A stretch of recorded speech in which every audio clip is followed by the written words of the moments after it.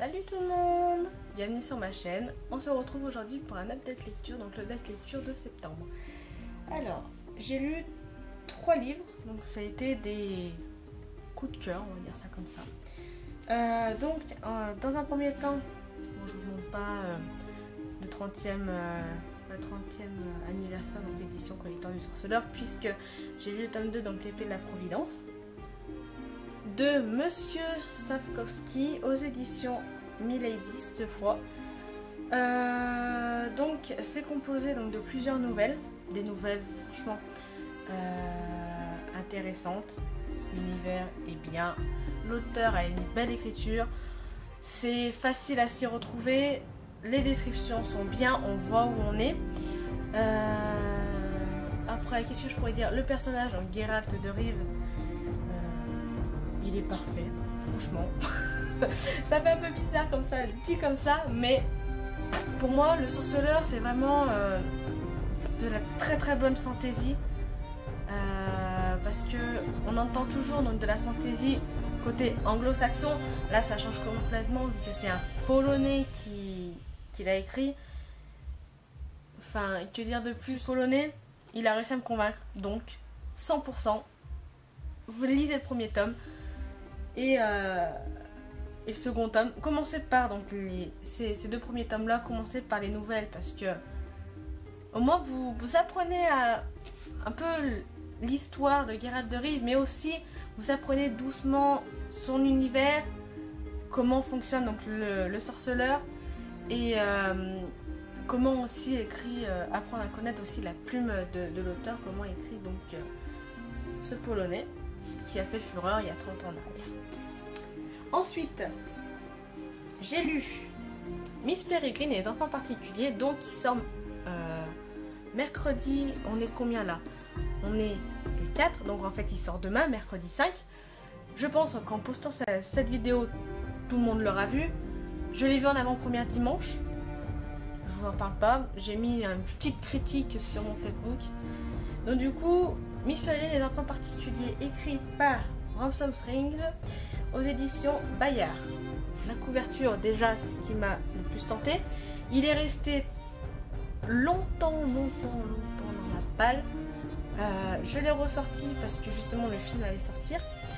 Et je l'ai lu en lecture commune, donc avec ma meilleure amie. Et je l'ai pas du tout attendu, je l'ai lu. Donc elle est encore en cours, moi j'ai arrêté. Elle est, mais j'ai pas du tout attendu. En plus, le pire, c'est que elle avait commencé à le lire, donc je lui ai proposé. Et je suis complètement partie, mais comme une balle, on va dire ça comme ça. Parce que ce livre, c'est de la folie. Déjà, le côté fantasy, enfin, fantasy plutôt fantastique, avec la réalité à côté, l'histoire des boucles, c'est super intéressant. Et puis, on voit aussi que ces enfants particuliers, on va dire qu'ils sont... Enfin, comment dire? Ils sont chassés par les nazis en fait. Et donc par d'autres méchants. Et on voit vraiment l'importance et la réalité que les nazis ont aussi... comment en fait ils ont avec l'horreur poursuivi les juifs. Je trouve que dans le livre on le ressent un petit peu quand même. Et franchement, vous pouvez le lire. J'ai lu en un jour et demi, c'est faisable. C'est la première fois que je lis un livre aussi vite pour dire que c'est un énorme coup de cœur. Je suis pressée donc de lire la suite. Les photos, c'est juste excellent en fait. Les photos sont juste excellentes. J'ai rien à dire là-dessus. Elles sont certaines flippantes, d'autres sont réalistes quoi, pour l'époque. Donc du coup, franchement, je vous le conseille. Et ensuite, j'ai lu donc Eragon, donc de Christopher Paolini chez Bayard Jeunesse.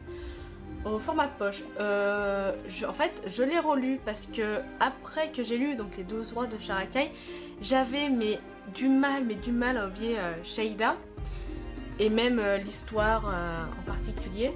Et du coup, j'ai demandé donc comment sortir de la panne de lecture, comme c'était la première fois que ça m'arrivait. Et plusieurs personnes m'ont dit essaye de relire un de tes coups de cœur, essaye de changer complètement, en fait, sors de ta zone de confort, lis autre chose. Et donc du coup, j'ai décidé donc essayer de tenter donc de lire un de mes coups de cœur, donc Eragon ou Le Seigneur des Anneaux. Et plein de personnes ont choisi en fait Eragon, comme j'avais fait un sondage sur Facebook. Donc du coup, pour ceux qui ne connaissent pas, en 3 mots, ce qui est écrit d'ailleurs là derrière, c'est un garçon, un dragon, une épopée. Voilà. Donc en fait, si vous voulez, juste le fait, ça fait combien de temps qu'il est sorti? Ça doit faire un bail quand même, parce que je l'avais en grand format, je les ai tous revendus. Voilà, ils disent 2010. Donc du coup, c'est un livre vraiment hors du commun. C'est quand on se rend compte que l'intrigue est merveilleuse, les descriptions sont merveilleuses, que l'histoire en elle-même, la quête en elle-même est magnifique. Écoute, ça le restera. Je n'ai jamais lu la suite, car j'ai peur d'être déçue de ce premier tome. Donc je voudrais avoir votre avis là-dessus, ce que vous en avez pensé, ce que vous avez pensé donc de la suite, parce que j'ai l'aîné donc qui est dans ma palle, pareil au format poche, mais est-ce qu'il vaut vraiment le coup de ce livre-là, du premier tome? Je sais pas. Est-ce que c'est toujours la même façon? Je sais qu'on n'aura plus donc l'éducation de la magie pour la suite, parce que je veux savoir en fait, je veux savoir. Car je crois que ce qui m'a plus plu, c'est justement cette histoire avec Braum, et j'ai été vachement touchée par rapport à la suite. Donc dites-moi vraiment si ça vaut le coup de continuer cette saga, s'il y a toujours cette même intrigue, cette même quête. Et dites-le moi en commentaire, je suis preneuse. Alors du coup, ce update lecture est terminé, mon premier update. Je sais pas ce que vous en aurez pensé. Dites-moi dans les commentaires ce que vous en avez pensé. Les livres seront en barre d'infos ainsi que le matériel que j'utilise et où me retrouver ailleurs, sur Insta, sur Facebook, enfin voilà. Donc du coup, je vous laisse et sur ce, on se retrouve pour une prochaine vidéo. Bye!